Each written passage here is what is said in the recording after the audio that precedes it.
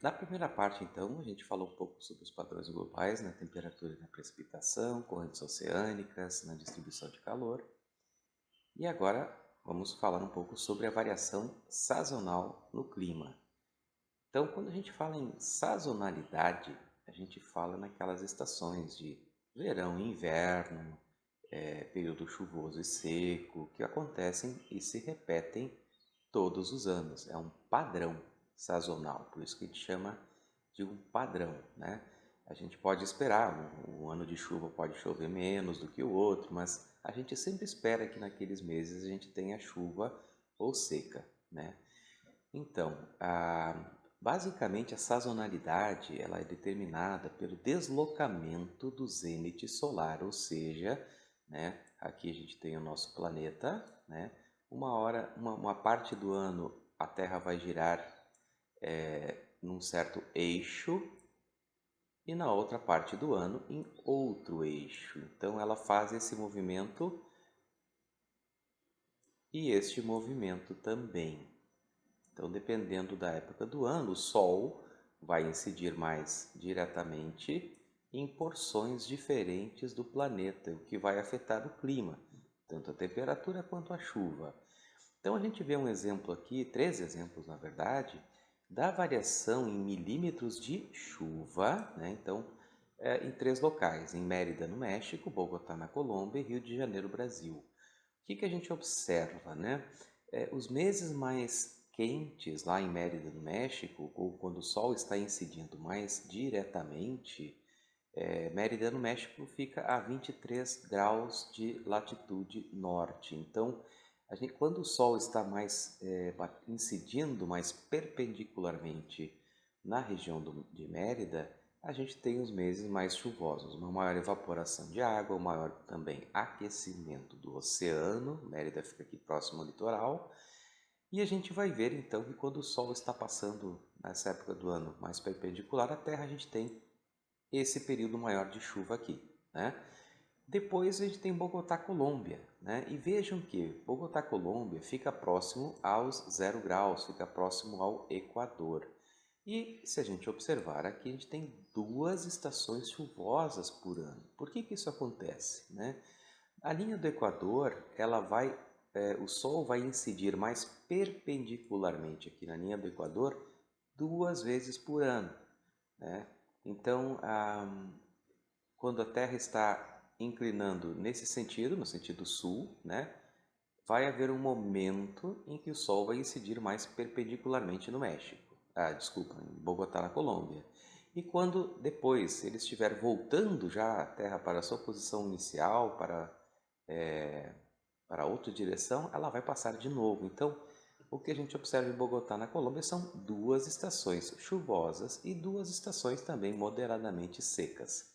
No Rio de Janeiro, acontece uma estação seca e uma estação chuvosa por ano, e o Rio de Janeiro também está próximo aos 23 graus sul. Então, o que está acontecendo no Rio de Janeiro, né, é diferente do que acontece em Mérida, no México. Então, vejam, no hemisfério norte, né, o meio do ano é a estação mais quente e, consequentemente, a mais chuvosa.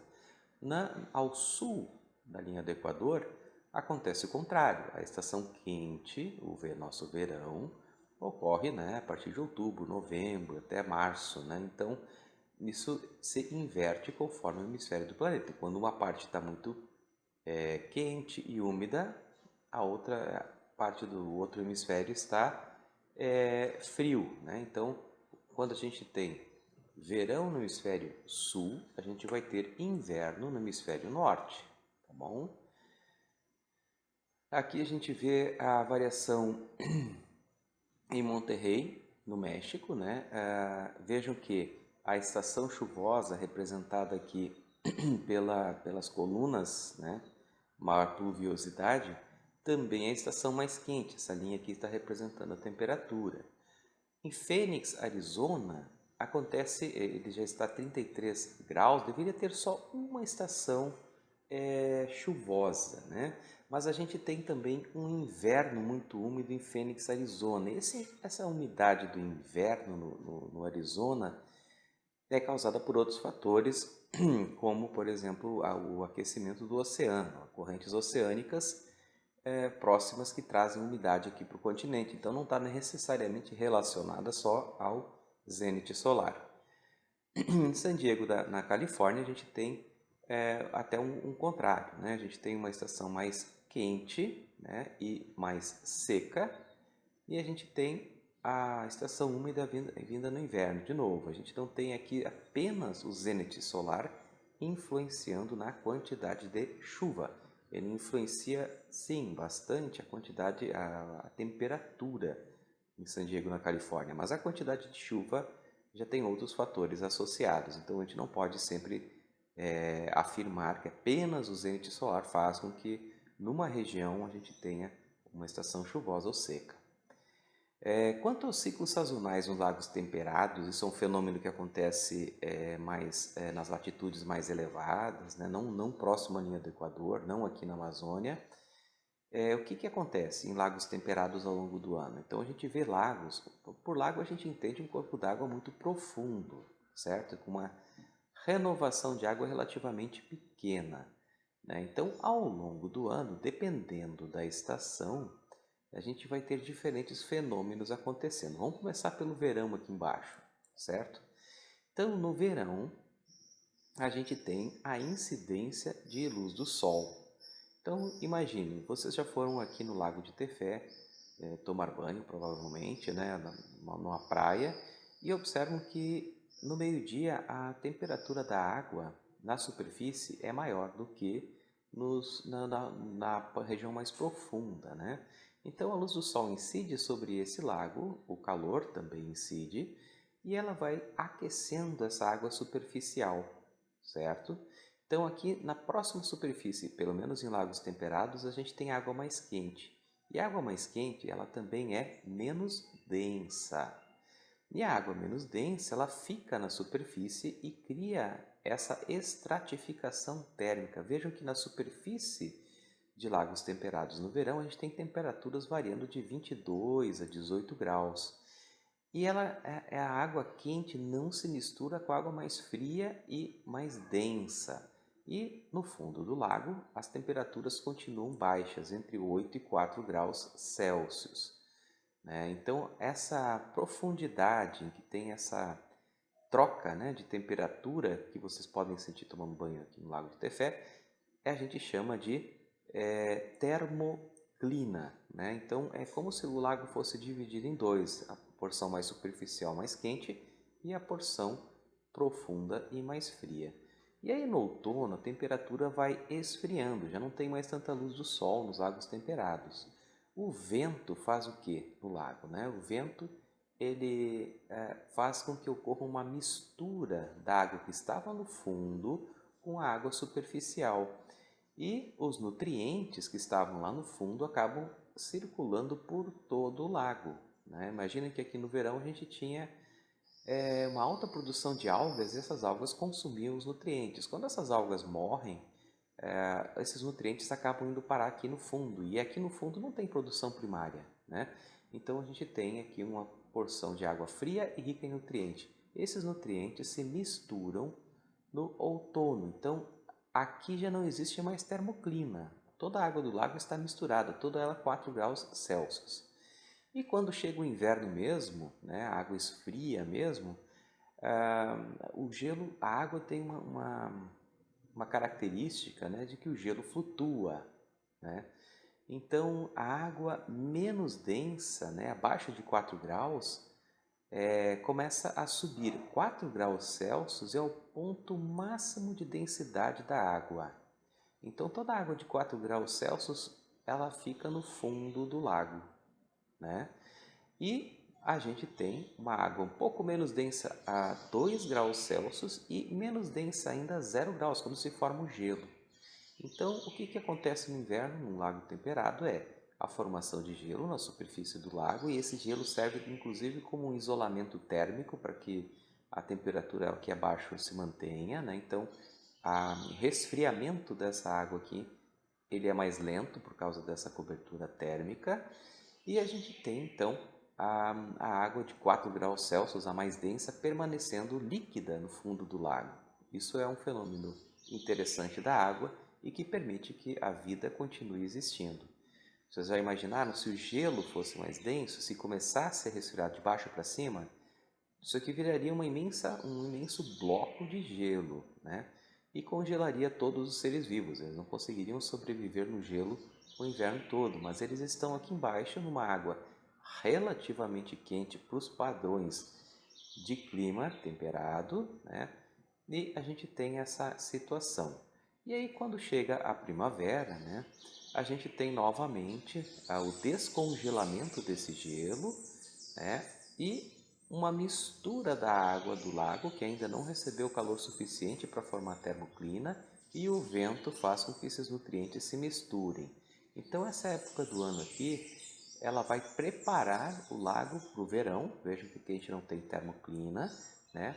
Os nutrientes estão em toda a água, então o lago tem uma alta produtividade primária aqui no verão, quando se forma termoclina de novo. Vai aproveitar esses nutrientes, né, dessa mistura.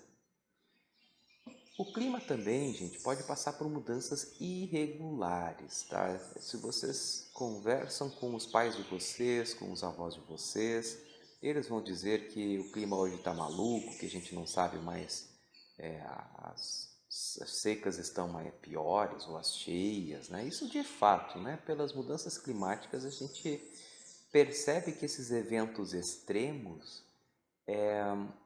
estão acontecendo com mais frequência, mas não necessariamente eles não ocorriam no passado. O clima na Terra ela não é algo tão previsível, né? Tanto é que a climatologia está remando ainda hoje para conseguir entender e prever o clima. Claro que cada dia com mais eficiência, né? E um fenômeno que acontece e que explica um pouco essa variação do clima, por que esse clima muda tanto de um ano para o outro, né? É o fenômeno de El Niño. Vocês já devem ter ouvido falar sobre El Niño, né? Então, o que é o El Niño? No ano normal, né, a gente tem o quê? Na América do Sul, a gente tem uma corrente fria do Peru que flui ao longo da costa da América do Sul. Então, ao longo aqui da porção leste da América do Sul, a gente tem essa água mais fria, é aquela região de ressurgência que eu falei na parte anterior da aula, né? E o que acontece com essa água fria no Peru, né? Tem uma água mais fria aqui no Peru, torna o clima aqui um pouco mais ameno, mais frio, e a gente tem por outro lado aqui na porção mais leste do Oceano Pacífico, uma região em que a gente tem águas mais quentes e logo onde a água mais quente evapora mais, a pressão atmosférica aqui é menor aqui do que aqui a pressão do ar, né? Então onde é mais quente a pressão do ar é menor, onde é mais frio a pressão do ar é maior e o vento tende a soprar do sentido oeste-leste, nesse sentido aqui, certo? Então, o que acontece aqui, né? O vento sopra nesse sentido, ele encontra essa água quente e a gente tem como se fosse uma célula de Hadley aqui, só que no sentido oeste-leste, né? Então, o vento mais frio aqui, ele vai ganhando calor e vai ganhando umidade quando chega aqui nessa porção leste aqui do oceano. Esse ar se aquece, né? Forma nuvens, chove aqui nessa região do Pacífico e o vento depois lá pela uma grande altitude ele volta aqui para o Peru, né? Já é mais frio e seco, então não chove muito aqui no Peru. Isso é um ano normal, certo? O que acontece no ano de El Niño, né? A primeira coisa que acontece, a superfície do mar é quente no Pacífico Central e Leste, ela é mais quente que o normal. Então a gente tem aqui um aumento da temperatura no Oceano Pacífico. Esse aumento da temperatura faz com que a gente mude. Antes, o nosso ciclo, a nossa zona de convergência, ela fica nessa posição no Pacífico, né? E agora, no ano de El Niño, isso se desloca em sentido leste e a gente tem aqui uma zona de convecção, né, mais próxima à costa do Peru. Então a água quente vai se acumular ao longo da costa da América do Norte. Tá? Então a gente tem esse acúmulo aqui perto do México, da Flórida, né? E o que que faz isso? A gente tem um aumento de chuva aqui na região. E a gente vê também que se antes, né, o ar quente sobe no Pacífico Central, agora ele vai viajar de leste e oeste e então desce. Então muda essa dinâmica de ventos aqui. Então aqui a gente está vendo uma simulação da NASA do que seria um ano de El Niño, né? Eles dizem, poxa, isso aqui é um ano normal, né? E aí, ah, de repente a água aqui, próxima à América do Norte, próxima à Califórnia, aqui, ela começa a aquecer, que é essa mancha vermelha aqui, né? Trazendo mais calor aqui e mais chuva aqui para essa região. Então esse é um ano atípico, não é normal a gente ter isso aqui. Geralmente é uma zona de ressurgência, né? Depois eles mostram o mesmo esquema de novo, né? Mostrando como mudam as correntes de ar, começam a soprar mais forte, né? As correntes de ar no sentido oeste-leste, né? Essas setas amarelas aqui estão empurrando aquela água quente do Pacífico em direção aqui ao litoral da Flórida. E quando o aninho acaba, né, ou quando ele começa a mudar de novo, essas correntes brancas de ar aqui estão empurrando novamente essa massa de água mais quente de volta para sua posição original, né? E aí encerra-se o fenômeno de El Niño.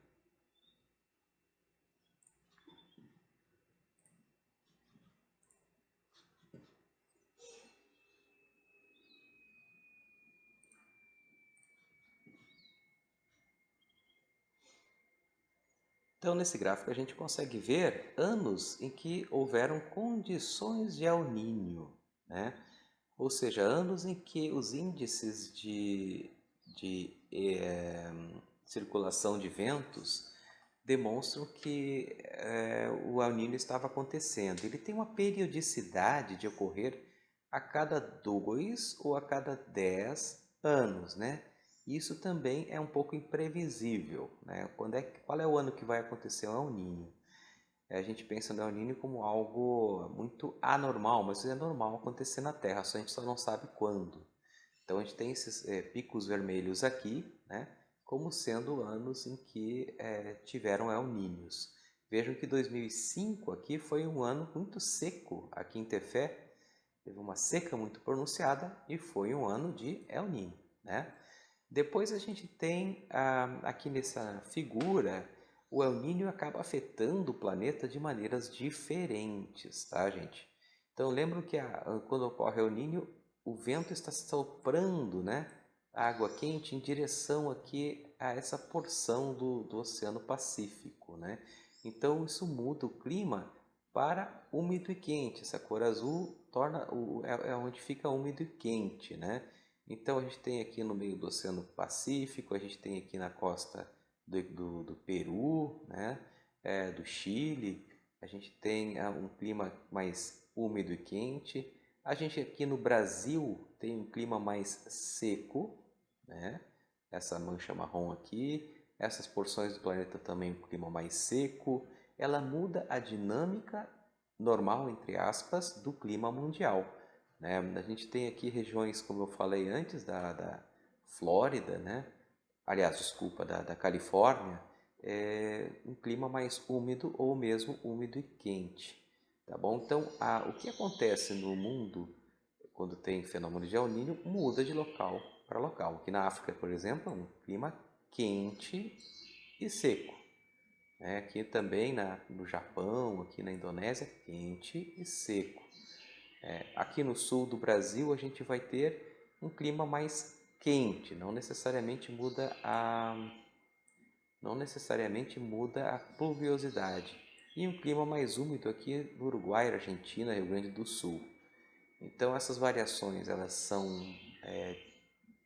aleatórias, né? A gente não sabe prever quando vai ser um ano de El Niño e provoca mudanças em todo o planeta.